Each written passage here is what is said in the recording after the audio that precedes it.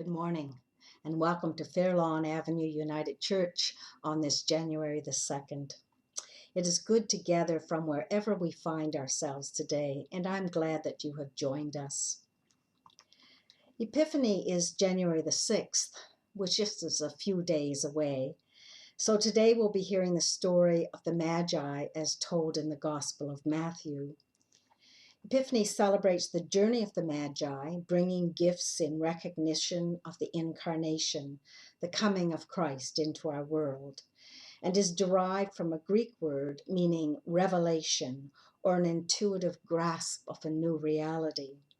The three kings experienced this consciousness of mystery in the birth of Christ, and such insights change one's perception of reality forever. I want to read to you a poem by John Shea, and do not be fooled by his childlike, playful approach. He is trying to tell us something very serious in the voice and spiritual wisdom of a child about this consciousness of mystery. Sharon's Prayer.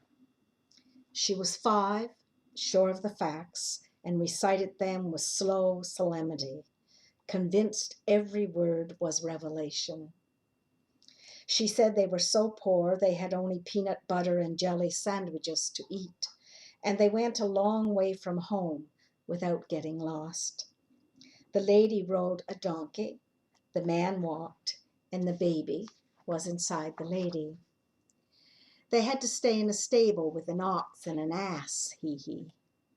But the 3 rich men found them because a star lighted the roof. Shepherds came, and you could pet the sheep but not feed them. Then the baby was born, and do you know who he was? Her quarter eyes inflated to silver dollars. The baby was God. And she jumped in the air, whirled around, dove into the sofa, and buried her head under the cushion, which is the only proper response to the good news of the incarnation. Our reader for this morning is Amanda Hancox. Let us listen carefully to a familiar tale to see what is new for us.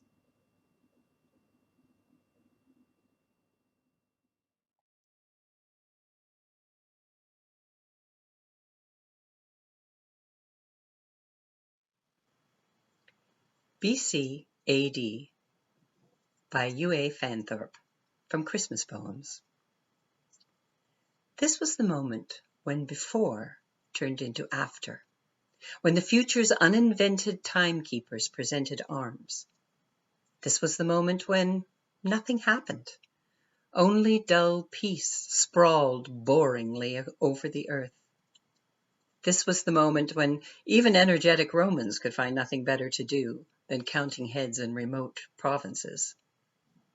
And this was the moment when a few farm workers and 3 members of an obscure Persian sect walked haphazardly by starlight straight into the kingdom of heaven.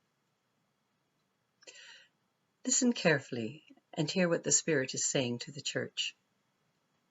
Matthew 2, verses 1 to 12, coming of the Magi. After Jesus was born in Bethlehem, in the territory of Judea, during the rule of King Herod, Magi came from the east to Jerusalem. They asked, "Where is the newborn King of the Jews? We have seen his star in the east and have come to honor him." When King Herod heard this, he was troubled, and everyone in Jerusalem was troubled with him. He gathered all the chief priests and legal experts and asked them where the Christ was to be born. And they said, "In Bethlehem of Judea, for this is what the prophet wrote. You, Bethlehem, land of Judah, by no means are you least among the rulers of Judah, because from you will come one who governs, who will shepherd my people Israel." Then Herod secretly called for the Magi and found out from them what time the star had first appeared. Then he sent them to Bethlehem, saying, "Go and search carefully for the child, and when you have found him, report back to me, so that I may go and honor him too." When they heard the king, they went. And look, the star they had seen in the east went ahead of them until it stood over the place where the child was.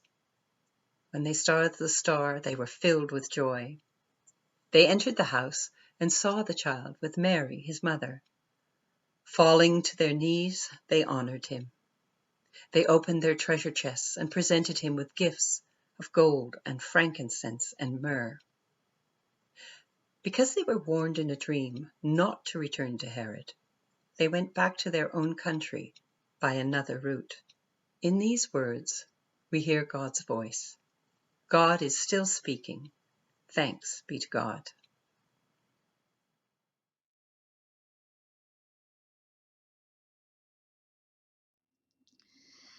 I have a friend whose daughter was and is a rather neat human being.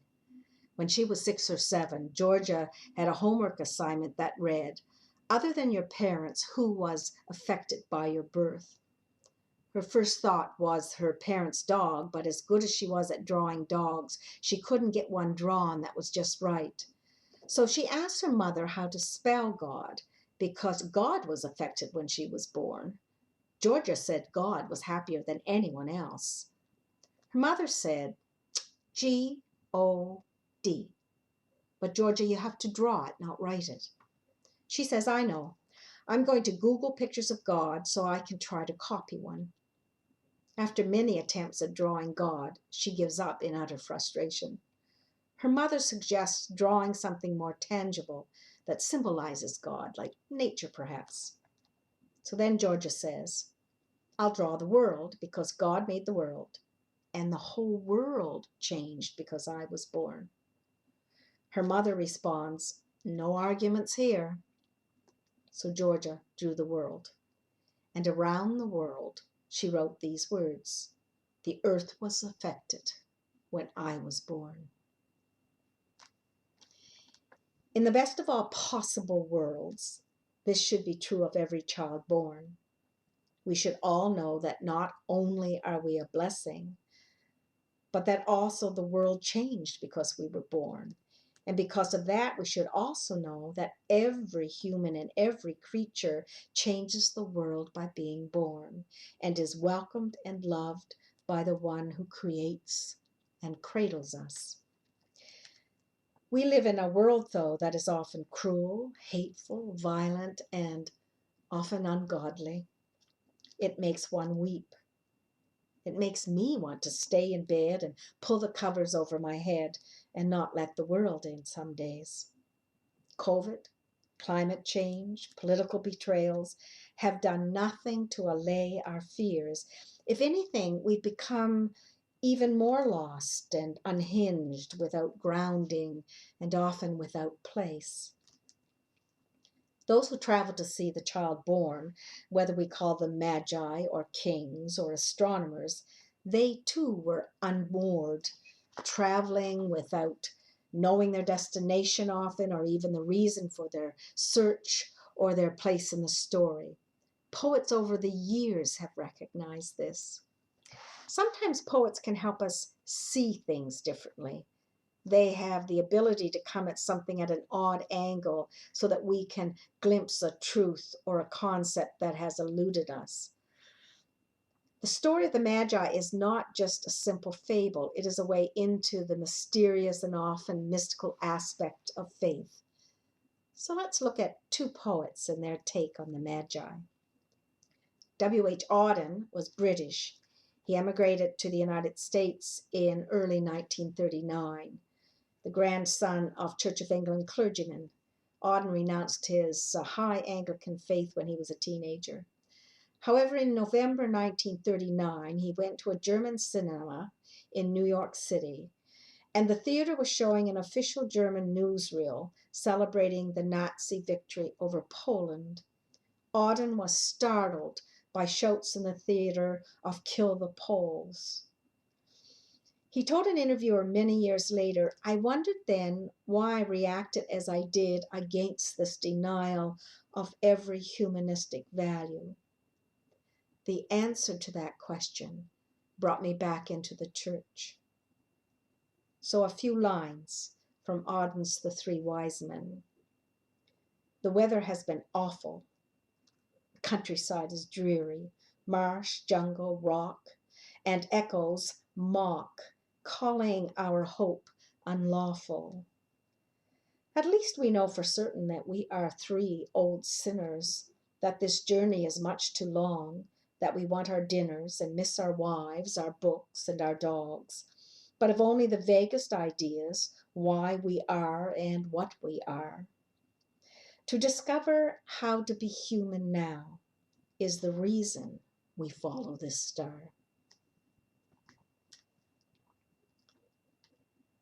Carmen Bellum is a Seattle-based writer of prayers and poems and devotionals. She's been very active through COVID. Her spirituality is informed by Ignatian spirituality and Catholic social teaching. She too writes about the Magi. I wonder sometimes if one of the stars that lit Abram's night was the one that led the Magi to Jesus. A dark canvas speckled by the most generous brush. What an improbable promise to an old man. But our God has never been daunted by the unlikely, the impossible. What a sight for the Magi, too. A baby resting on hay, his cries mingled with braying and bleating. I like to think they heard in those everyday sounds a holy chorus, saw in that noisy tableau a creator serenaded by his creation, all of it embodied, enfleshed, all of it good. And when we've left our gifts for this implausible king, may we, like the Magi, go home by another way, having encountered the holy. May we protect it and guard it, trail its light behind us wherever we go, a sacred ark transposed from heaven to earth. May we ourselves become the star leading the way to Emmanuel. Edwina Gately tells the story of an urban epiphany. His name was Mark. He was an old wino, and she was working with prostitutes in the streets of Chicago. He was dirty, and he smelled. She almost tripped over him lying on the sidewalk, drunk as a skunk and out of it, as they say. But over the years, she got to know and was befriended by him. Beneath all his external diminishment, there eventually emerged a very gentle soul. Whenever Mark knew that she was going out on the streets doing outreach to the women in prostitution, he would go to the Salvation Army, shower, shave, put on clean clothes, and not take a drink that whole day. He would then accompany her on her street walks. For Edwina, getting to know Mark, the wino and the gentle soul, was an epiphany, a revelation of something beautiful and true beneath the rough exterior. Mark stayed with her Christian community for over 3 years before moving back to the inner city to live in a transient hotel. They remained good friends, and he continued to visit the community for vacations and holidays. She writes, "One day when I was out of the country, I received a phone call from Chicago informing me that Mark had been found dead in his room. He died of a heart attack. In his hand, they found a scribbled note, 'Next of kin, Edwina Gately.' Returning to Chicago, I went to the funeral home where Mark lay in his coffin. He was wearing a pinstripe suit with a kerchief."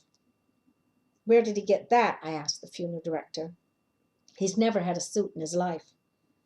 "That," declared the funeral director, "is my best suit. I knew who he was. I knew he was your brother. I knew he was special. So I put my best suit on him." Edwina said, "I stood by the body of the old street wino, now my brother and next of kin, and I heard God clearly say, 'This is my beloved son.'"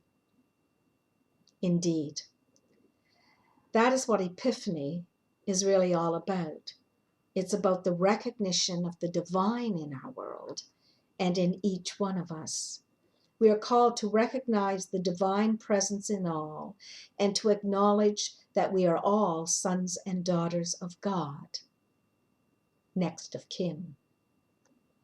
It's about the recognition of the divine in our world and in each one of us. It's about expecting to be surprised by the light and by the inbreaking of the Spirit, by insights that can change one's perception of reality forever. That's what happened to the Magi. That's what can happen to us as individuals and as Christian communities, even now, even in this city, even in this time of great dislocation. What Georgia knew at 6, will she continue to know that at 23, at 47, at 70? That the world changed because of her birth and her living? The truth that young children seem to know almost intuitively, we as adults often lose. Madeleine L'Engle knew this. As a writer of children's literature, she tried to honor their spirituality and their agency. She wrote, "When I am grappling with ideas that are radical enough to upset grown-ups, then I'm likely to put these ideas into a story which will be marketed for children, because children understand what their parents have rejected and forgotten." And then this: "We can surely no longer pretend that our children are growing up into a peaceful, secure, and civilized world," she wrote. "We've come to the point where it's irresponsible to try to protect them from the irrational world they will have to live in when they grow up. The children themselves haven't yet isolated themselves by selfishness and indifference. They do not fall easily into the error of despair. They are considerably braver than most grown-ups. Our responsibility to them is not to pretend that if we don't look, evil will go away, but to give them weapons against it." I want to end this meditation by talking to you about the Christian practice of chalking the door, done in many churches on the Sunday closest to Epiphany. It's not a terribly well-known practice in United Churches, much more in Eastern Christianity and Anglican practice, but some of you may know of it.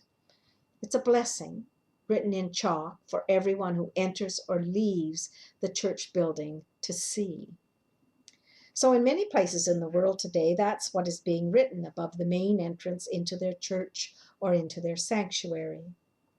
20 plus C plus M plus B plus 22. The 20 and the 22 at either end are the year. The plus signs are signs of blessing, one for everyone who enters, one for everyone who leaves, one for those who live there, and one for those who visit. The letters CMB have two meanings. They are the initials of the traditional names of the three Magi, Caspar, Melchior, and Balthazar. They also abbreviate the Latin words Christus Mansionem Benedictat. May Christ bless this house. People also put this blessing on their home doors. It seems to me, in this third winter of COVID, that marking our doors may provide a timely reminder of hospitality and openness to the other and intention of being a place of welcome and inclusion. Our first Christmas back in Toronto, two of our young grandsons wrote 20 plus M plus C plus B plus 18 over the door entering our condo in white chalk, though they had to stand on a stepladder to reach above the door. Several months later, we had an electrician do some work for us, When I answered the door, he asked me what was chalked on the lintel and who had done it. I told him. I also said that traditionally you leave the chalked message there until the following Epiphany, and that he and I were both blessed by his having walked through my door. The chalking is a reminder that doors are not meant to keep people in or out, church doors or doors to our home. Doors are meant to allow us to go out into the world and to allow the world to come inside. It is only in the meeting, outside and inside, that we begin to understand the other. And without this understanding, we are doomed. During the pandemic, many of us have had to make do with Zoom or other means of connecting with the other, like we are doing here this morning. In this time of isolation, we need to do everything we can to reach outward and inwards to truth and understanding. Jan Richardson wrote a blessing about chalking her door, and I want to end with it. It's called The Year as a House. Think of the year as a house, doors flung wide in welcome, thresholds swept and waiting, a graced spaciousness opening and offering itself to you. Let it be blessed in every room. Let it be hallowed in every corner. Let every nook be a refuge, and every object set to holy use. Let it be here that safety will rest. Let it be here that health will make its home. Let it be here that peace will show its face. Let it be here that love will find its way. Here, let the weary come. Let the aching come. Let the lost come. Let the sorrowing come. Here, let them find their rest, and let them find their soothing, and let them find their place, and let them find their delight. And may it be in this house of a year that the seasons will spin in beauty, and may it be in these turning days that time will spiral with joy, and may it be that its rooms will fill with ordinary grace and light spill from every window to welcome the stranger home. May it be. May it be so.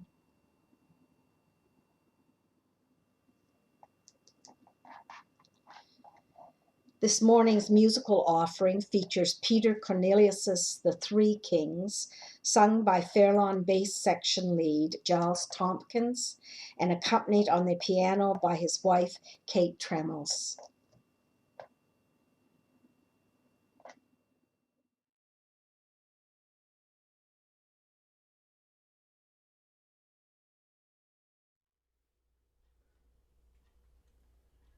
Good morning. My name is Giles Tomkins, and along with Kate Tremills, we'd like to share with you The Three Kings, words and music by Peter Cornelius.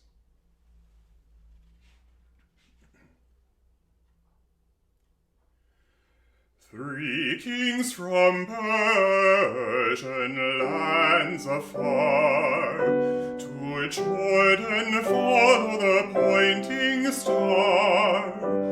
And this the quest of the travelers three, where the newborn King of the Jews may be.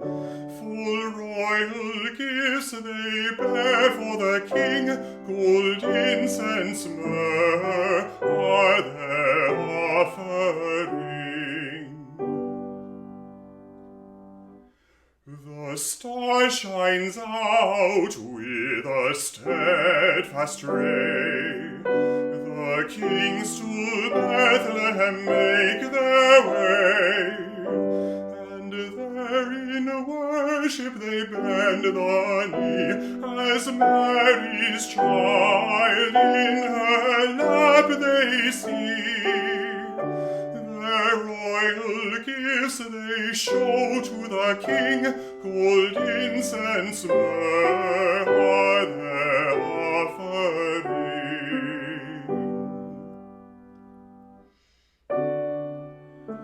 Thou child of man, lo to Bethlehem.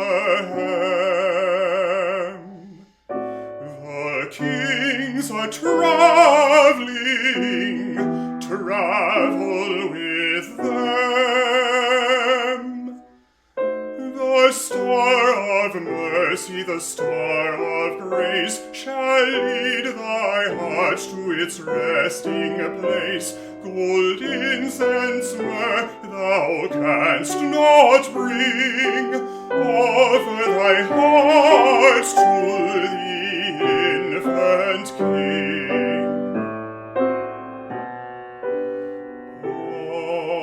Offer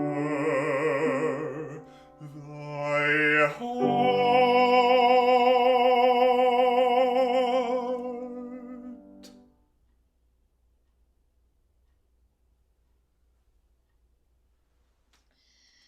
A reminder that there will be no coffee chat this afternoon, but we will convene next week by Zoom. Please look at our website to get details. Let us pray together. Shining light, radiant love, healing warmth, mysterious wisdom. When we lose track of the way, giving room to doubt, forgetting to trust, when we deceive ourselves and others, cloaking our intentions in civility and convention, when we fail to rejoice at good news, begrudging the gifts of your grace and the boundless riches of Christ, reshape our dreams, rouse us from our slumbers, show us another way to travel home, home to you and to ourselves. Jesus said, I am the light of the world. And Jesus also said, you are the light of the world. Let your light shine. May we take the light of our prayer into the world, to pray for those unable to pray, to offer ourselves as answers to prayer. May we take the light of our compassion into the world, to come alongside those who are suffering anguish of heart, anguish of mind, and be as Christ for them. May we take the light of our activity and of God's power into the world. God's power made perfect in our powerlessness, strength made known in our weakness, life made known in dying, a holy presence in place of emptiness and absence. We pray this in the name of the toddler, sitting on his mother's knee, and greeting the three travelers who have come from afar to see the light. Amen. By golden starlight was Jesus born, light from the universe to dance on a winter's night. By starlight's path, the shepherds and Magi found the child, love's child, born to show us the way. So may you walk haphazard by starlight, straight into the kingdom of heaven and into the peace of the Holy One. Amen.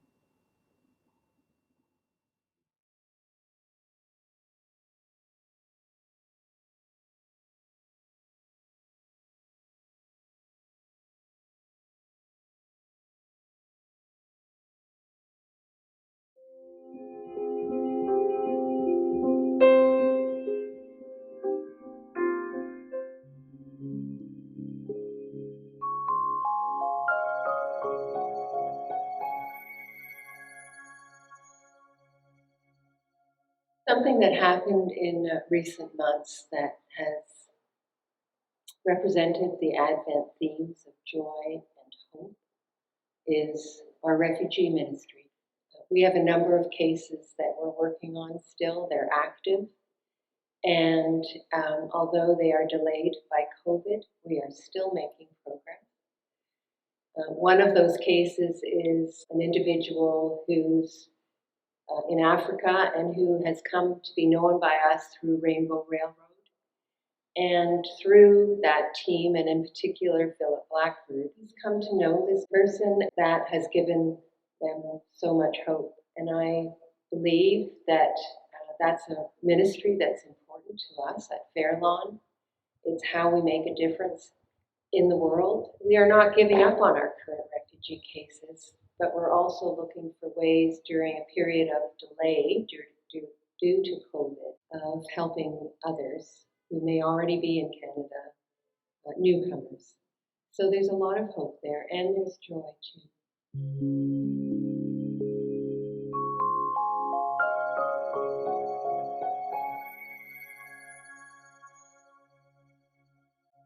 I think my greatest hope for Fairlawn is in looking, in a funny way, looking at the past.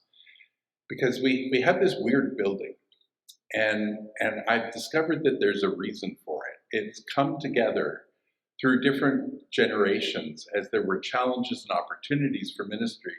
The building was built onto, it was reshaped and reconfigured to respond to what was happening in society around us, because Fairlawn always wants to have a sense of having an impact and making a difference.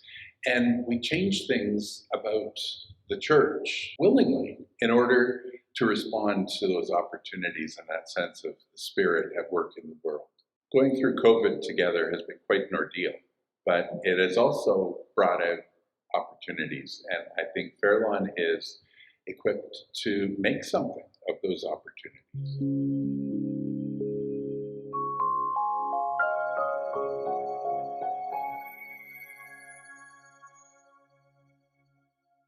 You know, I'd never say the pandemic is a blessing, but I think the blessing is that we've learned to do things differently, and that has had great impact on a lot of us. And one of those things is small group ministry, and we've done that in a number of ways: our online prayer, our compassionate listening, Jean Ward sessions, our small women's spirituality groups. And because we are not distracted in those online groups by physical happenings, we've had to learn how to listen to one another carefully. And in so doing, we've come to know people more intimately than I think we would have otherwise known them. And that has caused us, I believe, to understand each other in a more compassionate way.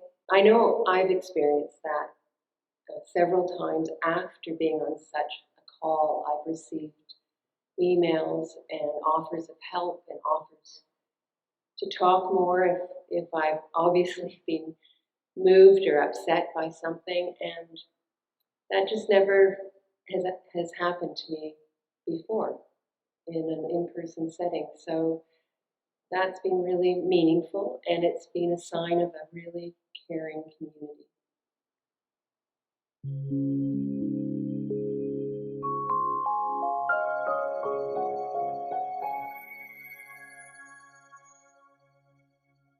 I have come back again and again to the guiding principles that we formed together early on in my time here with Fairlawn. We came together and we thought about the core values that we held and the way we want to be with each other and with others. And we identified those and we wrote them together. And traditionally, writing by committee is disastrous, but these are like poetry. I mean, they are beautiful phrases that capture who we are as a community, but also what we want to aspire to be in our relationships and in our culture as a community of faith. And as we live those out, I think the sense that people have of maybe some cynicism about churches or religious institutions will fade, because there's integrity and generosity and a real authenticity in those words that we can live out and bring to life in the world and make a difference.